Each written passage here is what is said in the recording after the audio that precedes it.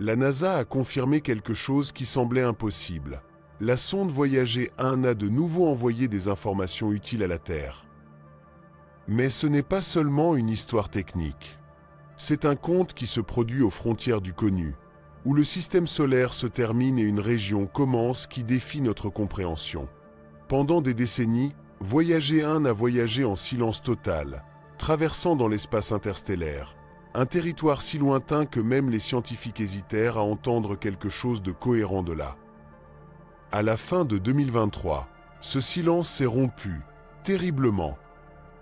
Le navire a commencé à transmettre des signes étranges. Les données sont venues fragmentées, mal ordonnées et impossibles à interpréter.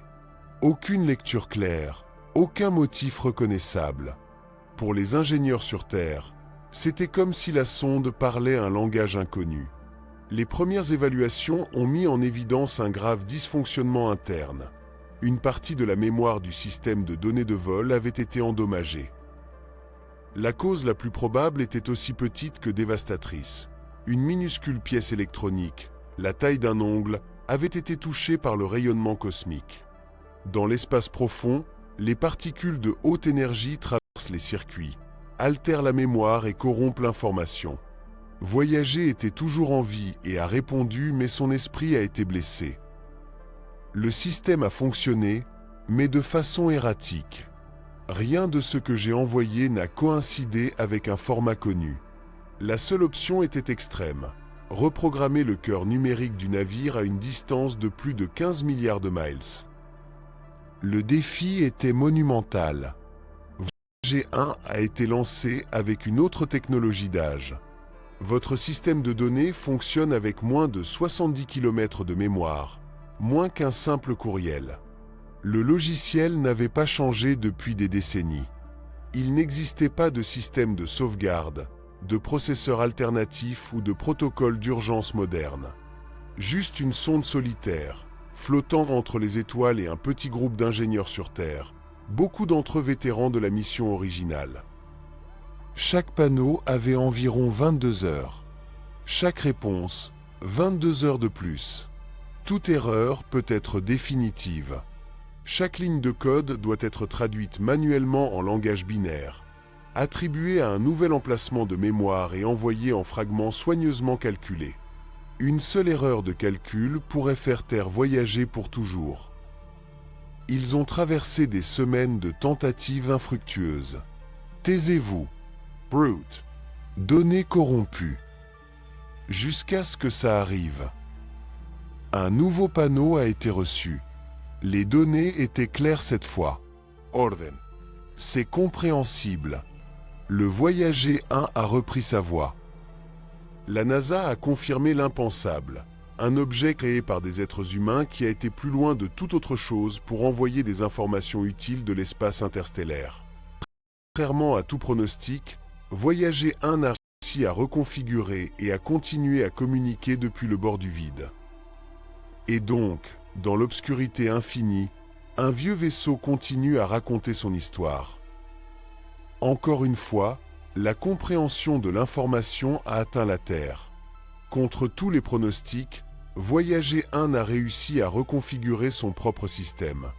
Un vaisseau spatial qui fonctionne avec à peine kilo-octets de mémoire réussit à récupérer d'un défaut critique au moyen d'instructions à distance, effectué sans marge d'erreur. C'était une opération qui n'a jamais été planifiée pour aucun navire dans l'histoire et qui a toujours fonctionné. C'est une mission qui n'a jamais dû survivre aussi longtemps. Tout a commencé en 1977. La mission Voyager n'a pas été conçue pour durer des décennies, mais seulement quelques années. Silencieusement et sans grandes attentes du public, la NASA s'est préparée à lancer deux sondes presque identiques, Voyager 1 et Voyager 2. Ils étaient deux navires, construits avec une capacité de calcul minimale, même pour leurs normes d'âge. L'objectif était clair et limité, explorer les planètes extérieures, recueillir des données, prendre des images et terminer la mission en peu de temps. Le Voyager 2 est parti pour la première fois en août 1977. 16 jours plus tard, le Voyager 1 le suivait. Deuxième lancée, Voyager 1 a rapidement avancé et a dépassé son navire sœur. Tout dépendait d'un alignement planétaire exceptionnel, d'un événement inhabituel qui permettait d'utiliser la gravité des planètes comme une impulsion naturelle et une réduction spectaculaire du temps de déplacement. La NASA savait que la fenêtre était unique. Pourtant, personne ne s'attendait à ce que les navires continuent d'opérer après avoir quitté Saturne. Le Voyager n'avait pas de processeur de sauvegarde, d'intelligence artificielle et de panneaux solaires. Bande de générateurs thermoélectriques nucléaires, système qui transforme la chaleur produite par la décomposition radioactive en électricité. Il ne génère pas de grandes quantités d'énergie, juste un flux lent et constant, assez pour envoyer de petits ensembles de données pendant des décennies. C'était le seul choix viable de voyager si loin du Soleil.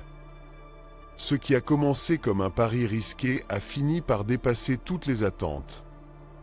En 1979, Voyager a atteint Jupiter. De là, elle a envoyé des images d'une clarté sans précédent, tempête colossale, ceinture de sécurité à rayonnement extrême et un champ magnétique gigantesque. Jupiter a cessé d'être juste une planète gazeuse pour se révéler comme un environnement violent, capable de détruire un vaisseau spatial en quelques heures. Néanmoins, Voyager n'a pas seulement survécu à la science transformée. Il a détecté d'énormes champs magnétiques, des anneaux ténus et des ondes plasmatiques jamais observées auparavant. Mais la découverte la plus surprenante était à ses lunes. Io pensait qu'un monde inerte était un enfer volcanique. Les éruptions gignesques ont lancé des matériaux incandescents de plusieurs centaines de kilomètres de haut et sont devenus le corps le plus actif géologiquement du système solaire. Plus tard, à Saturne, Voyager défia de nouveau ce qu'on pensait d'être connu. Ces anneaux, connus depuis des siècles, ont révélé une complexité inattendue, division impossible, structures chaotiques et motifs moulés par des lunes invisibles. Les images ont toujours changé la compréhension scientifique de la planète, de son atmosphère et de son architecture interne. Et puis Titan est venu. La plus grande lune de Saturne n'était pas seulement géniale. Il était enveloppé d'une atmosphère épaisse, layeuse avec des composés chimiques complexes. Un monde couvert de brouillard, suggérant des processus qui pourraient être similaires à ceux de la Terre primitive. Rien de tout cela n'était prévu. Et même aujourd'hui, des décennies après son lancement, un navire qui n'aurait jamais dû être aussi loin que de continuer à envoyer des signes de l'obscurité, montrant que même les machines plus anciennes peuvent défier le temps, le vide et l'oubli. Titan n'était pas seulement une grande lune. Il était enveloppé d'une atmosphère dense et orange avec des composés chimiques organiques. Pour certains scientifiques, ce monde pourrait ressembler à la Terre dans ses premières années avant que la vie ne transforme la planète. Il n'y avait rien de pareil avec le système solaire. Bien que Voyager n'ait pas pu voir sa surface à travers le brouillard, les signes indiquaient que quelque chose d'extraordinaire y était caché, espérant être trouvé. Tandis que Voyager continuait sa marche dans un espace profond, son navire sœur continuait de progresser.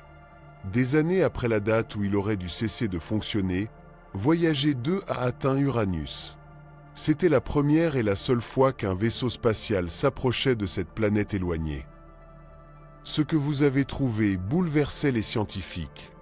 Uranus n'a pas conduit comme les autres mondes.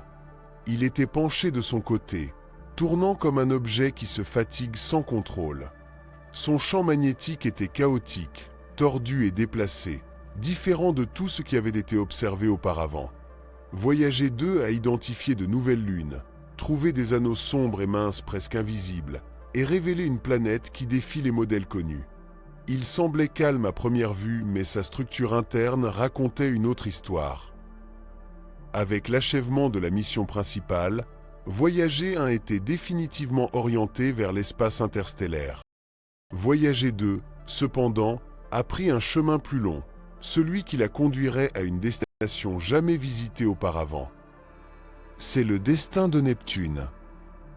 La sonde y a trouvé un monde extrême. Les vents soufflaient à des vitesses supersoniques, Les tempêtes étaient aussi grandes que la Terre et ils se déplaçaient violemment dans toute l'atmosphère. Voyager 2 a envoyé des milliers d'images et confirmé l'existence d'un système climatique féroce et dynamique, loin du calme attendu à cette distance du Soleil. Pendant son passage à Neptune, le navire s'approcha également de Triton, la plus grande lune de la planète. Les données obtenues ont changé des idées qui sont restées intactes pendant des décennies. Triton s'est avéré couvert d'azote gelé avec une surface jeune, avec presque aucun cratère comme s'il avait été récemment renouvelé. C'était un monde actif, pas une relique gelée du passé. L'information obtenue auprès d'Uranus et de Neptune n'était pas seulement surprenante, mais finale. Aucune autre mission n'est revenue depuis. Tout ce que l'humanité sait de ces planètes vient de cette brève rencontre. C'est pourquoi les données de Voyager 2 sont devenues l'un des trésors scientifiques les plus précieux jamais obtenus. Ce qui a commencé comme une mission de 5 ans est devenu la plus longue opération spatiale jamais effectuée. Le Voyager a traversé bien au-delà de Saturne, a avancé jusqu'aux limites du système solaire et a atteint une région où la lumière du Soleil s'affaiblit et l'espace commence à se comporter autrement. Plus de planètes à photographier, aucune lune à explorer ou des anneaux à étudier. Voyager 1 a traversé l'orbite de Neptune et a avancé sans destination visible et a avancé seulement dans l'obscurité. La direction du Voyager 1 semblait la conduire dans un vide sans fin et dans l'inconnu. Mais bientôt il est devenu clair que la partie la plus fascinante de la mission n'était pas le voyage lui-même, mais le bord du système solaire. Une frontière qui n'apparaît pas comme une ligne ordonnée, mais comme un chaos étrange et imprévisible. Les scientifiques ont donné le nom à cette région, l'héliopescence. Imaginez une gigantesque bulle invisible enflammée par le Soleil. Ce flux constant de particules chargées que la Terre ressent comme des radiations et des tempêtes géomagnétiques. À grande vitesse, ces particules s'échappent du Soleil, jusqu'à ce qu'elles frappent le matériau qui existe entre les étoiles, gaz, poudre, champs magnétiques et radiations. Ce choc forme une frontière, un mur invisible qui empêche l'expansion du vent solaire. Le Voyager 1 était sur le point de passer. Les chercheurs spéculaient depuis des années sur la façon dont cette limite serait. Serait-il doux et progressif, comme une aube de plus en plus brillante? Ou serait-il brusque, un mur solide qui sépare deux mondes? Personne ne le savait, parce qu'aucun vaisseau n'était arrivé aussi loin. Les modèles existants étaient fondés sur des calculs et des conjectures, et la principale question était de savoir si Voyager atteindrait jamais cette frontière. Le champ magnétique du Soleil s'étend bien au-delà de Pluton, mais personne ne savait où il a complètement disparu dans l'espace profond. Ainsi, en 2012, la lecture a commencé à changer. La densité plasmatique augmente, les champs magnétiques changent de direction et les particules chargées qui dominaient auparavant l'environnement disparaissent. Et ainsi, de manière quasi silencieuse, Voyager 1 est devenu le premier objet créé par les êtres humains à quitter le système solaire. 6 ans plus tard, Voyager 2 répète la même réalisation. Mais quelque chose d'inattendu s'est produit. Les données ne correspondaient pas. Bien que les deux navires aient traversé la frontière, ils n'ont pas trouvé la même chose. Voyager 1 est entré dans une région où le matériau interstellaire était dense et compact, presque comme un mur de puissance invisible. Voyager 2, cependant, a trouvé quelque chose de différent. Un flux prolongé de particules qui s'est répandu plus de 150 millions de kilomètres dans l'héliosphère. C'était comme s'ils étaient sortis à des portes différentes à des endroits différents au même seuil. Mais la surprise ne s'est pas terminée là. L'instrument plasma Voyager 1, actif depuis des décennies, ne pouvait mesurer que la présence de particules, leur température et leur vitesse. Heureusement, Voyager 2 avait encore un capteur plus complet. Et ce qu'elle a révélé était épouvantable. Le plasma en dehors du système solaire était beaucoup plus chaud que prévu, atteignant des températures d'environ 30 000 degrés Celsius. Cette énergie, cependant, n'était pas perçue comme de la chaleur. Le milieu était si difficile que le vaisseau n'a pas senti cette température. Il a simplement traversé cet environnement comme un plongeur que rien à travers un brouillard épais sans toucher rien de solide. Les deux sondes ont enregistré quelque chose encore plus. Le bord de l'héliosphère n'était ni doux ni continu. Ce n'était pas une cape uniforme, mais une structure ridée avec des plis gigantesques qui se répandaient par des milliards de miles. Les ondes solaires poussaient la bulle, pliant et déplaçant ces plis. À certains moments, ces plis ont atteint les sondes. Soudain, tout ce que les scientifiques avaient conçu et planifié s'est révélé mal. Les certitudes sur les limites du système solaire ont été effacées. L'espace était différent, étranger à ce qu'on pensait. Et plus ils entrèrent dans ce territoire, plus la réalité devint épouvantable.